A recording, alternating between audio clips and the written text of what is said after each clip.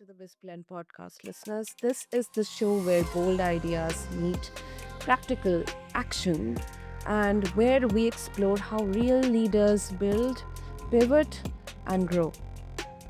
Now, today we are talking about what it really means to, or what it really takes to scale when your marketing team is small, but expectations are anything. Our guest Amber Britton is marketing and growth leader at Doppler, a fast growing B2B SaaS company, and someone who's no stranger to reinvention. From touring musician to tech leader, she's navigated customer success, product management, and GTM strategy, all while building the kind of career that challenges what ready even means. So, if you are leading with limited resources, wearing multiple hats, or you're wondering whether to take that bold leap into something bigger, this one's for you. So, let's dive in. So, Amber, welcome to the show, and I'm really happy to have you here with us. Thank you so much, and what a glowing intro. Okay, Amber, exciting journey, and let's talk about marketing from a perspective of a small team. So now, since we are, obviously we have to talk about AI. So how do small marketing teams use AI and systems to look 10x bigger without burning out? Yeah, I mean, first, very carefully.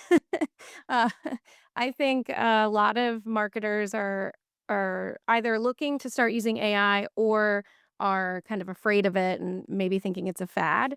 But I don't think it's a fad. I think it's here to stay. I think that there's going to be a difference in the future of those that know how to work with AI and those that do not. So it's similar to how you don't really have to say you know how to use Google Suite or Microsoft Office anymore. It's just assumed that you know how to use those programs. I think AI is going to be very similar.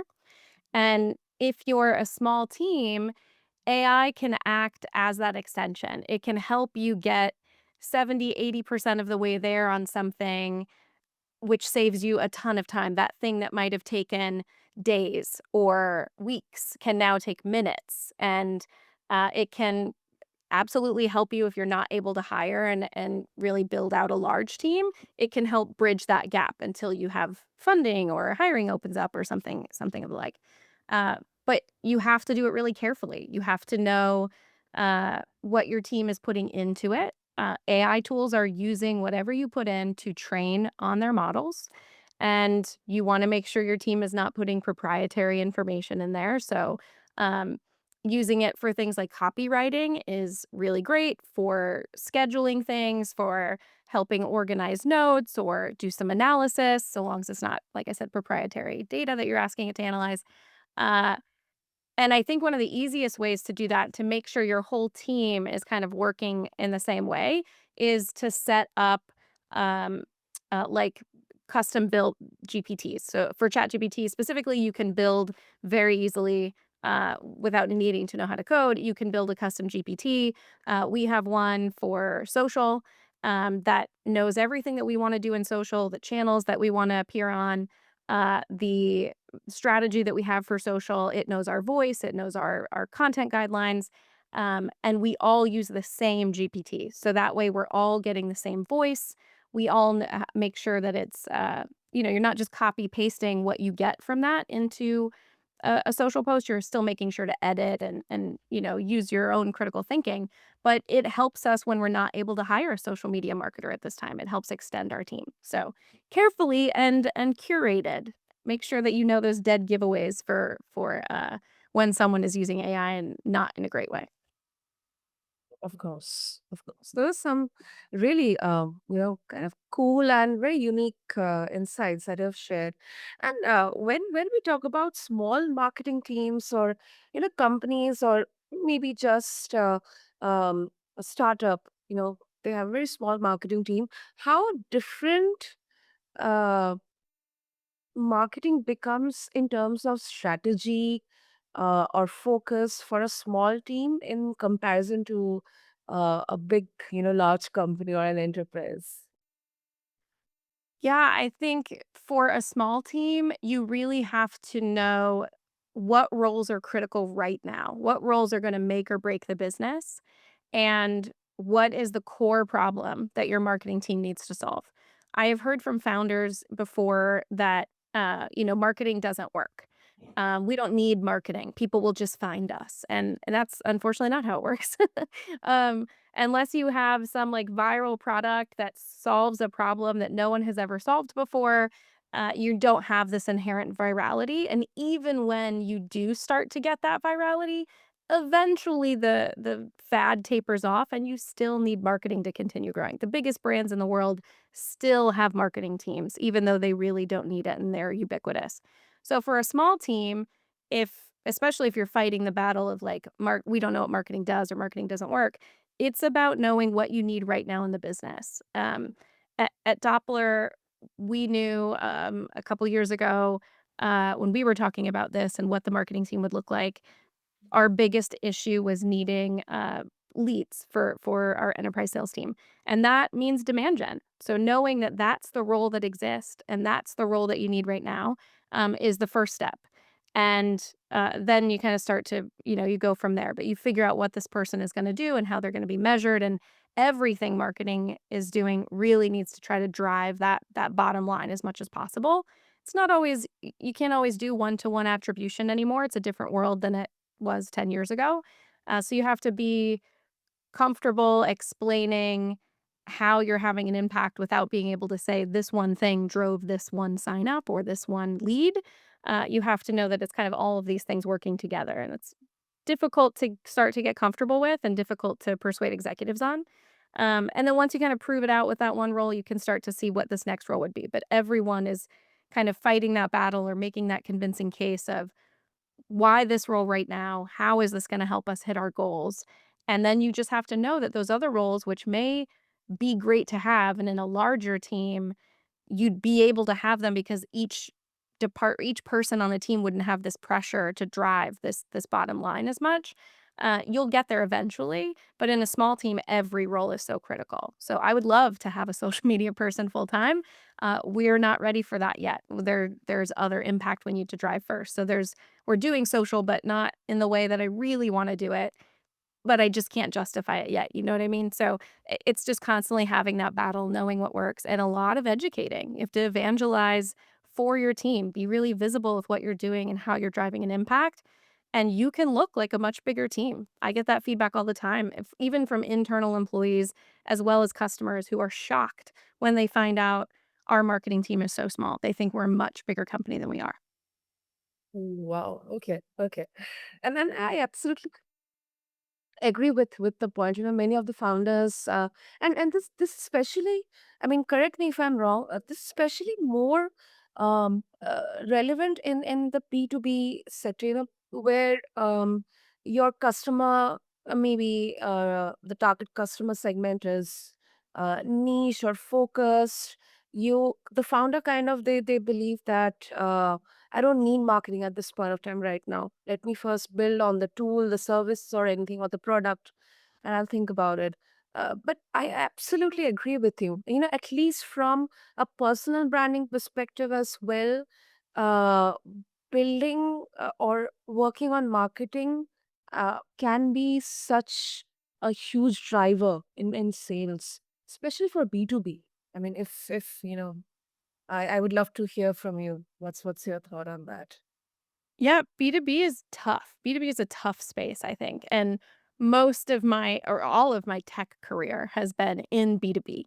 And I think that it takes a special kind of person to do B2B because you aren't getting millions of users necessarily using your product every day. You're not getting millions of visits. It's not like a B2C site where you can apply to such a broad group of people. You're right. You mentioned that it is very niche. And you're you're selling your product to someone who's going to buy it without their own money, right? So it's not their money they're parting with. It's their company's money. So things that work in B2C where you might, certain discounts or ways of framing a discount work differently. They still work, but they work differently in B2B because it's not my money. And it It takes a lot. You have to know that the buying cycle is longer. There are multiple different personas that you're going after. There is the person who's the buyer, but that buyer isn't necessarily the user of your software. So you have to appeal to both the buyer and the user. The user is likely going to end up being your champion, but they have very different needs. They're going to look at it very, very differently.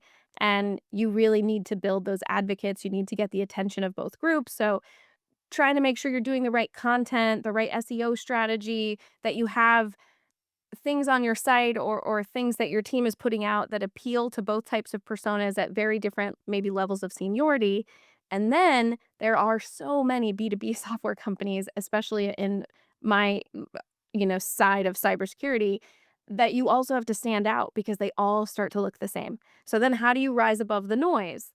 And in certain industries like cybersecurity, often brands are very formal. It's a very serious topic, right? Cybersecurity. So, and your buyers are often very serious. And most brands are very serious in their marketing or very, sometimes even fear tactics are used. And I really love that at Doppler, we are a serious product, but we are okay with being a normal, type of brand voice. We don't try to use a lot of business jargon. We try to meet people where they are, talk to them how they're people. We're trying to talk to them like people. We make jokes, we have fun with it, and that helps us stand out from other brands in a big way.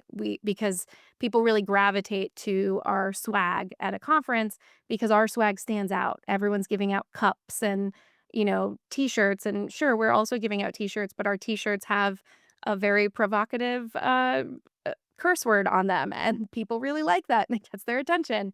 So there's ways to do it. It's just a little different. Your buying cycle is harder, but if you can find a way to stand out among all of the other B2B companies with some differentiator in your brand voice or your display, which you have to do by auditing everyone else in your space and keeping tabs on them, then you really can rise above that noise and make a big splash with a small budget. Well, that's quite insightful. Quite insightful. Okay, Amber, talking about your transition. I mean, from creativity to creative field to entrepreneurship, music to tech. I mean, that is super awesome.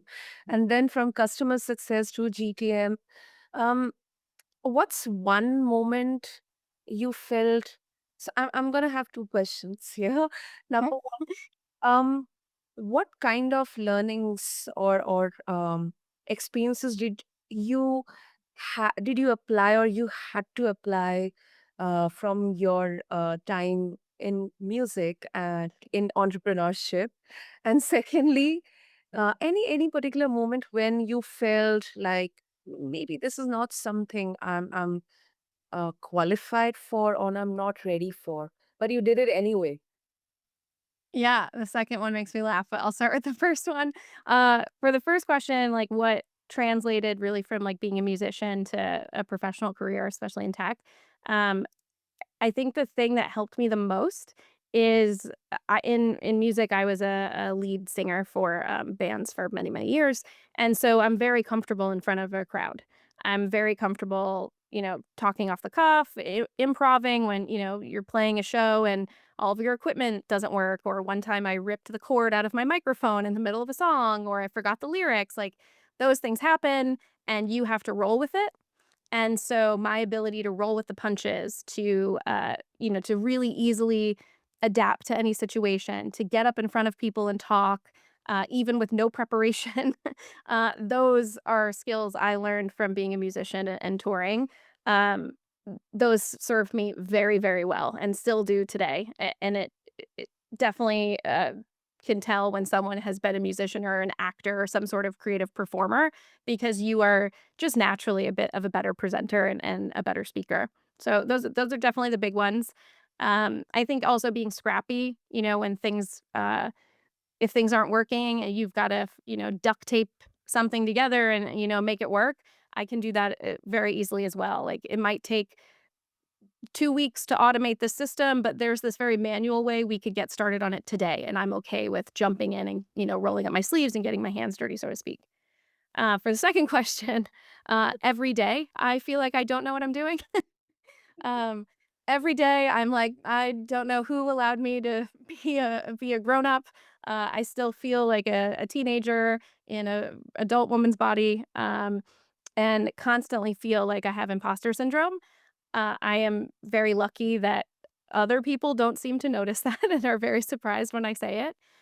But I got to keep going, right? I can't let that fear hold me back. One thing I do, and that's happening a lot, I'm actually was doing it yesterday. If there's something that I'm going into a new area or I need to evaluate maybe changing up something on the team or um, someone on my team, a good example, someone on my team wanted to move into a different role, and it's a role I've never held. So I don't know anything about that role, and I wanna set her up for success. I don't wanna give her this role and then not know how to support her, manage her, help her grow. So I reach out to people in my network who have those roles, and I ask their advice. How am I thinking? Am I thinking about this the right way? How should I think about it? What should this person be doing? How should they be measured? Your network is a very powerful thing, the people that you've worked with or the people that know people you've worked with that you could be introduced to. So that also really, really helps me. Um, and I think ultimately I wouldn't be where I am today if I didn't take those chances. Like when I first got into tech, I was in customer success and then I pivoted into product because I just had this like curiosity and someone saw that in me and offered me this chance to take this jump. And I'm really passionate about product management. I thought I found it when I moved into product. I thought this was finally where I was meant to be. And then a couple years later, I was offered a chance to be a product growth manager. And I had no idea what a product growth manager did, but I took the job because it was an opportunity that was new and I was terrified. But I was like, what could go wrong? The worst that could happen is they let me go and then I find another job, right? So I learned that growth was a beautiful blend of marketing, which is my education, and product, which I really love. And then that led me with all of my experience in marketing and now in product and just different facets of the business, led me into GTM and now overseeing a marketing team and product growth and doing consulting for other startups. And every time I do it, I'm like, "I don't know if this is exactly what you're looking for, but I'm gonna do it anyway." Like, just pushing past that fear and taking the shot. What is the worst that can happen? Like, the worst that can happen is someone doesn't like it, right? It's not the end of the world. And so just being okay and being uncomfortable and taking that shot is how you make big leaps. I love that take. I really, really love that take. There is one common, it's kind of, your signature phrase. What's the worst that can happen? So I really love that. That's really, really inspiring because sometimes some founders will say that, oh my goodness, I have to do this or this is done. If this doesn't work out, it's the end of uh, the work I've done, the effort, the time I've put into this. And before we wrap up, Amber, uh, some argue, so it's a bit of a flip question. Some would argue that automation, that too, in this age of AI, with AI, it kind of leads to generic output, because now gradually everyone is now becoming aware of how to use GPTs and tools for not only content but presentations, videos, images, and everything. So there is a chance that it leads to a generic output and a loss of human touch. Do you think that small teams they risk sacrificing creativity for scale or growth? That's a great question. I think it's definitely a risk. It's something to be concerned about for sure. But that's where you have to be smart about how you use AI and how you automate. You can't just cut and paste whatever you get from an AI output. You can't. That is where it's so obvious. I can tell anytime I see a brand's marketing, I can tell if they're using AI not in a smart way. There are just dead giveaways, and they change as AI tools learn more. I've seen it move differently, and I've seen some of those telltale signs start to shift into new ones. So one example is the word seamlessly or effortlessly. every brand is suddenly out of nowhere using those 2 words, and it's because ChatGPT specifically loves those words. And we explicitly make sure they are removed from all of our marketing. And we didn't know that at first, and we were using it, and we thought it sounded good, and then we started to see a pattern. So it's constantly auditing what you're getting as that output and not just copy and pasting it. Use it to get you 80% of the way there, but then that extra 20%, that's why you work there. That is your superpower that the AI doesn't have. You have all of that extra context. You have that human voice. So getting it almost over the finish line, but then you have to make sure that you're tweaking it, that you're updating it, and then you have to make sure you're constantly evaluating. Constantly look at how your marketing's performing, test it, ask users. There's a great software that I use, and full disclosure, I do some product consulting for them too, called Winware, but Doppler uses them, and some other really great brands use them. They are basically a messaging. They help marketing teams with messaging testing. So I can set up, I can take a PDF of our webpage, or I can send users to a live webpage, or I can give them two different versions of an ad creative, or two different versions of a white paper, whatever it is. And then they will go source people in our ideal customer profile who are not users. I explicitly want feedback most of the time from non-users because I'm trying to attract users that don't know who we are. And we are able to survey them.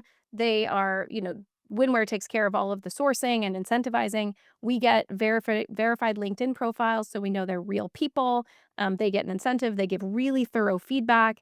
And it's super helpful to know if our messaging is resonating or what's missing. So constantly testing that output you're getting is working, and then using your own brain at taking those insights and creating new versions of that, or knowing the things that rub your ICP the wrong way so you can update future content. Like that 20% that's your power. So just don't copy paste, and if you see seamlessly or effortlessly, know that it's a lazy use of AI. Yeah, I get that. That's great, great, Amber. And if our listeners they would like to connect with you, what will be the best way to do that? LinkedIn is great. You can follow me on LinkedIn. You can search my name. Pretty easy to find. Feel free to connect with me there. And you'll see me all over Doppler's TikTok account as well. I do a lot of the videos for the brand. So feel free to find me there too. Of course, I'll make sure to mention all the details in the show notes. And Amber, this was such a cool and awesome conversation. I mean, thank you so much for sharing the unfiltered side of marketing, especially from the perspective of small teams and startups, transitions, transformation, pivoting, and then of course reinvention. Thank you. Thank you so much. And to all the listeners, whether you are building scrappy or leading scared, I would love to say that sometimes your next leap it doesn't come with always a blueprint. Sometimes it's good to be messy or scrappy or just to push through and you kind of build it mid-air. So with that, if today's episode has sparked something within you, share this, tag us and keep the conversation going. Until next time on BizBlend, keep blending boldness with strategy. Thank you.